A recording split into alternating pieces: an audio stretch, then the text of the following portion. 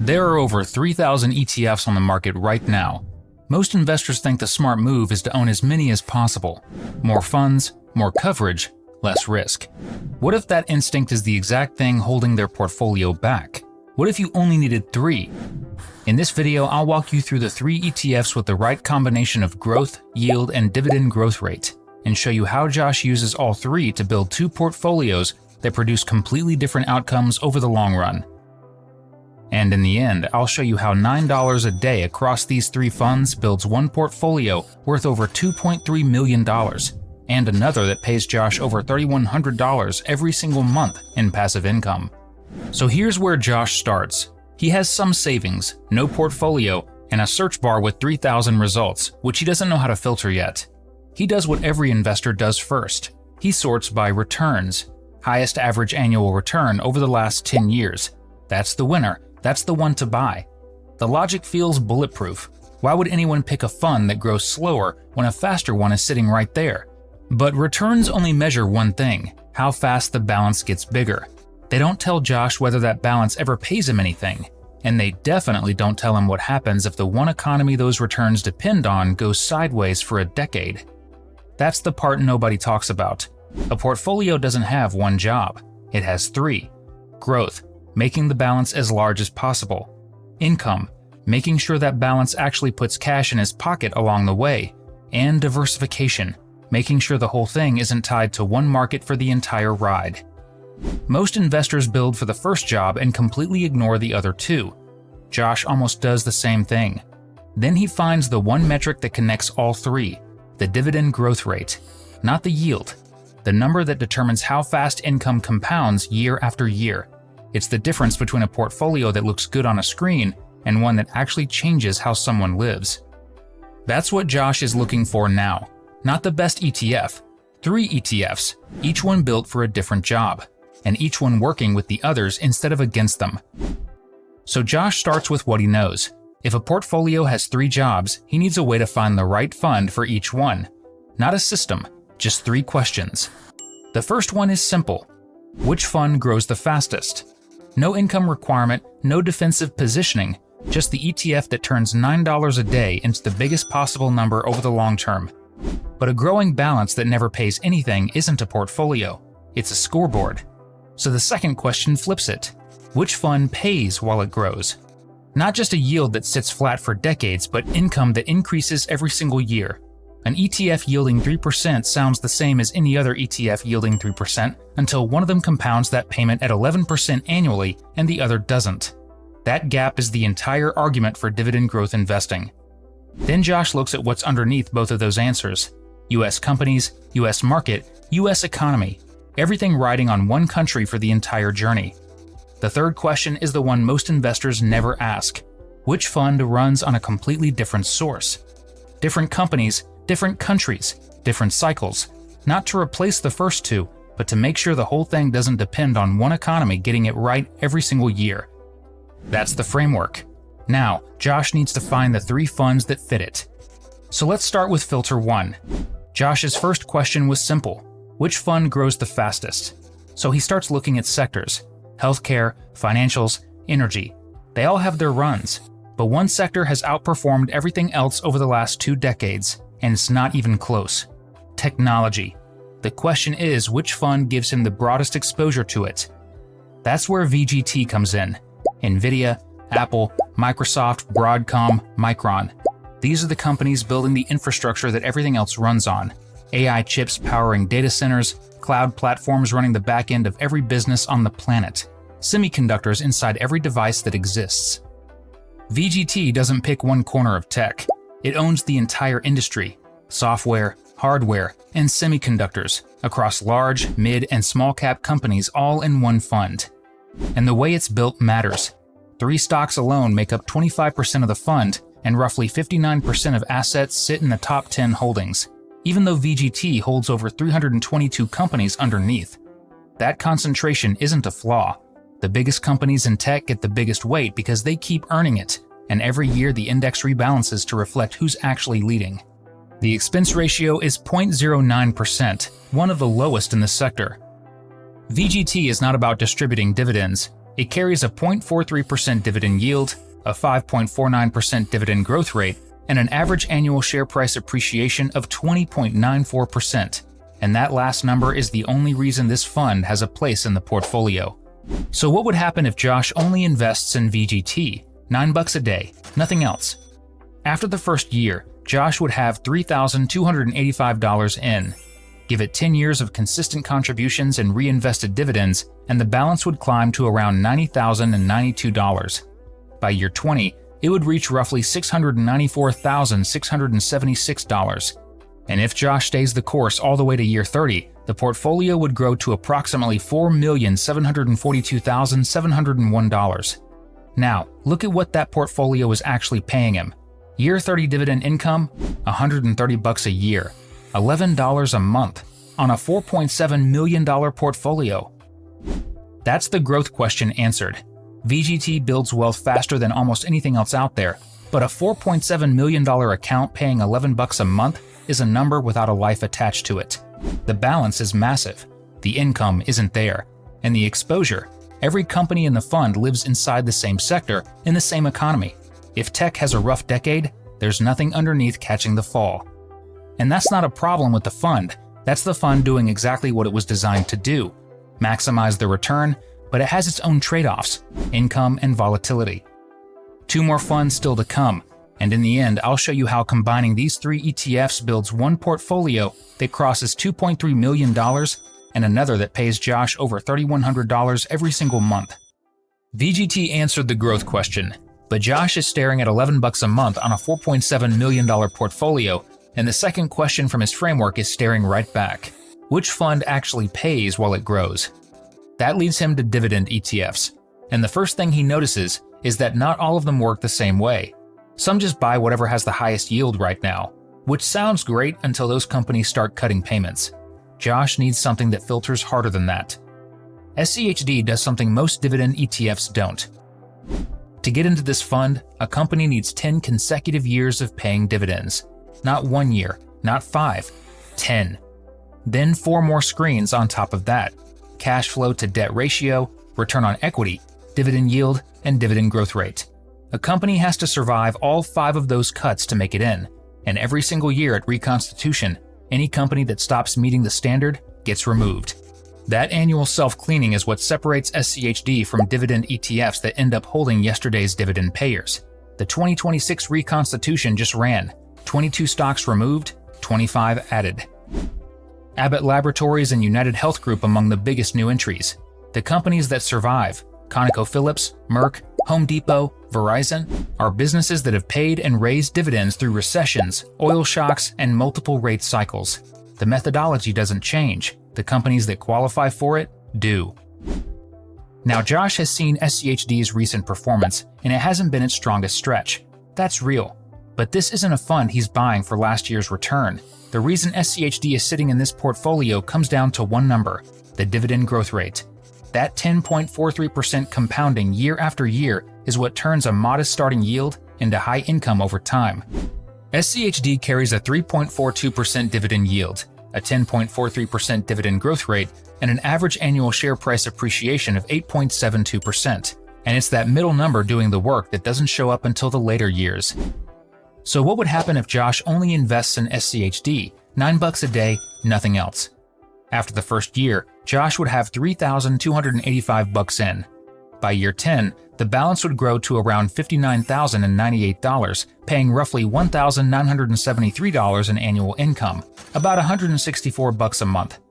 By year 20, the balance would reach $263,501, with $10,827 coming in every year. That's $902 every single month. And if Josh stays the course all the way to year 30, the balance would climb to just over $1,032,583, and the annual dividend income would hit $50,353. That's $4,196 every single month from one ETF on $9 a day. The jump from year 20 to year 30 is where the dividend growth rate stops being a concept and starts being a number Josh can actually picture his life around. At year 1, it's not doing anything dramatic. By year 30, it's doing everything. The balance is smaller than VGT, $1 million against $4.7 million, But SCHD has been paying the entire time VGT was building. That's the difference between a fund that builds wealth and one that builds wealth while paying you to wait. But both funds still have the same problem. Every dollar is sitting inside the US economy. Josh's third question hasn't been answered yet, and the fund that answers it produces the most surprising numbers of the three.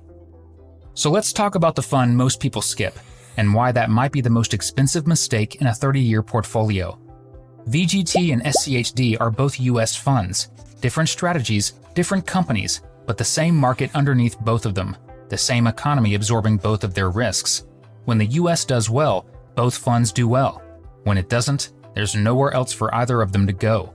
That's not a flaw in either fund, it's just the reality of building a portfolio entirely inside one economy.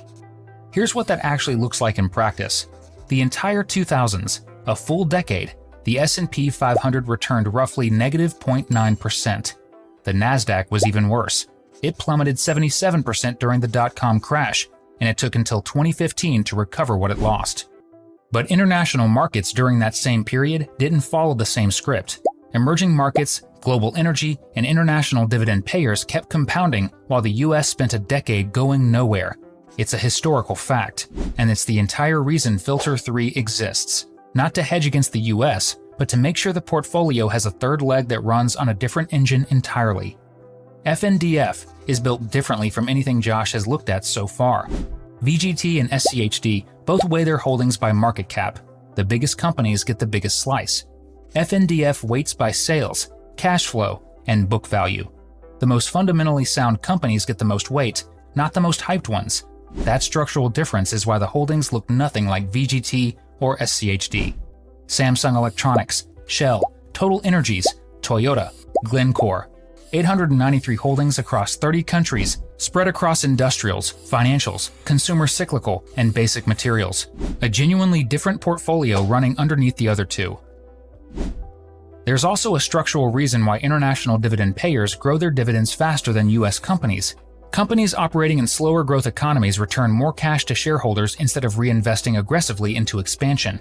That's why FNDF's dividend growth rate is the highest of the three funds in this video. Its expense ratio is 0.25%, highest of the three, but at $9 a day, the actual dollar cost is negligible for what it adds to the portfolio. FNDF carries a 3.23% dividend yield, a 12.12% dividend growth rate, the highest of the three, and an average annual share price appreciation of 7.57%. And it's that dividend growth rate compounding year after year that produces what comes next. So what would happen if Josh only invests in FNDF, $9 a day? After the first year, he'd have $3,285 invested. By year 10, the balance would sit at around $57,162 with $2,311 coming in annually, roughly $193 a month. Not life-changing yet, but already more income than VGT produces at year 30. By year 20, the balance would grow to $271,906, and the annual income would jump to $17,557, $1,463 every single month. And by year 30, the balance would reach just over $1,412,065. The annual dividend income, $138,603. That's $11,550 every single month from one fund on $9 a day. By year 10, the income looks modest. By year 20, it covers real bills. By year 30, it's a completely different conversation. And that's what a 12.12% dividend growth rate does when it has enough time to work. But FNDF doesn't get there without giving something up.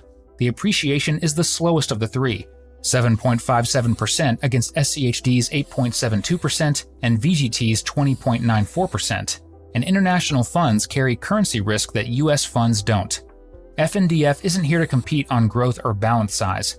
It's here because the other two funds can't do what it does, run on a different engine in a different part of the world.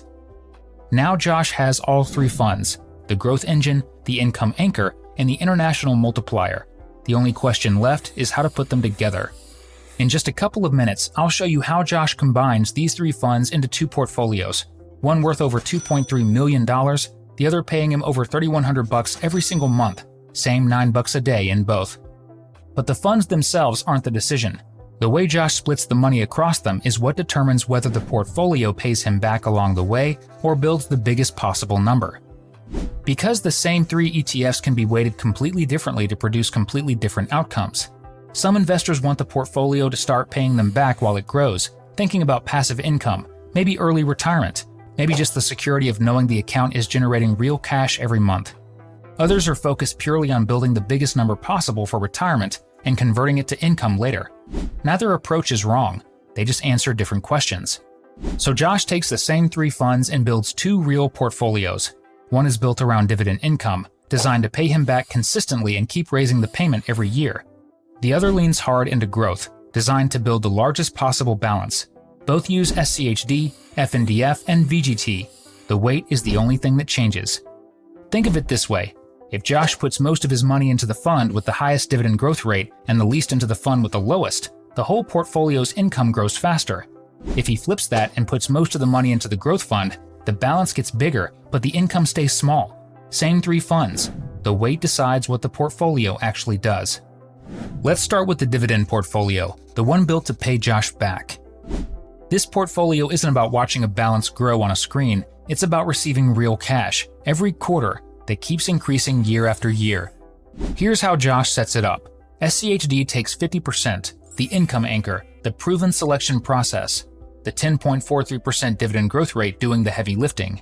FNDF takes 40%, the international dividend engine with the highest dividend growth rate of the 3, running on a completely different economy.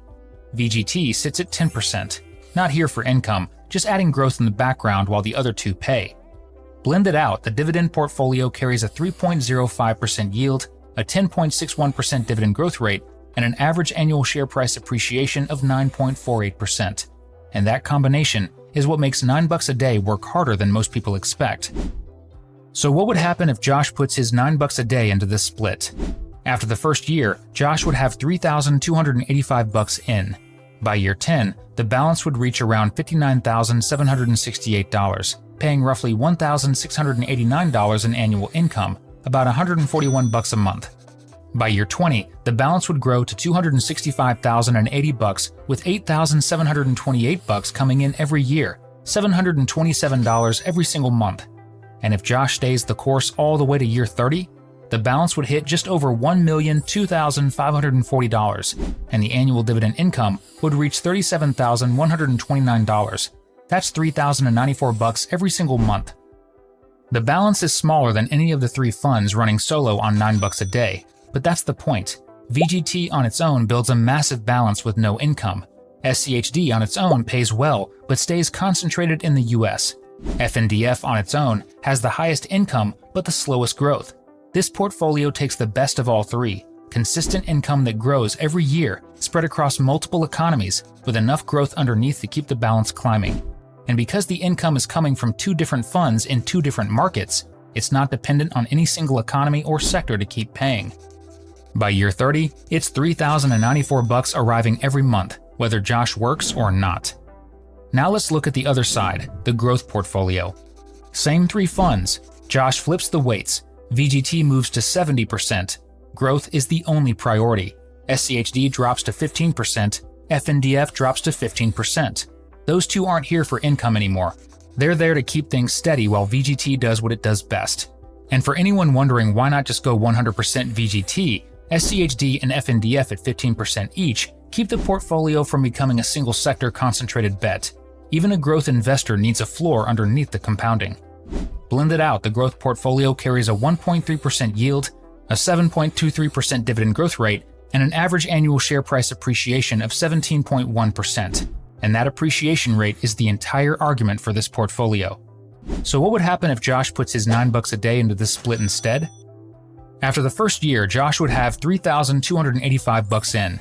By year 10, the balance would already pull ahead of the dividend portfolio, sitting at around $59,784. By year 20, the gap would widen to $455,794. And if Josh stays the course all the way to year 30, the balance would hit $2,304,152, and the annual dividend income would sit at $1,254. That's less than VGT alone, which would have reached $4.7 million on the same $9 a day. But VGT alone means every dollar is in one sector, in one country, with no income and no safety net underneath it. The growth portfolio gives up some of that upside in exchange for something VGT can't offer on its own: exposure across 30 countries, 2 additional sectors, and a floor that holds even if tech has a rough decade. The balance is smaller, the portfolio is stronger, and the results are likely to be more consistent and predictable. Now put them side by side. The dividend portfolio would reach $1,002,540 by year 30, paying Josh $3,094 every single month.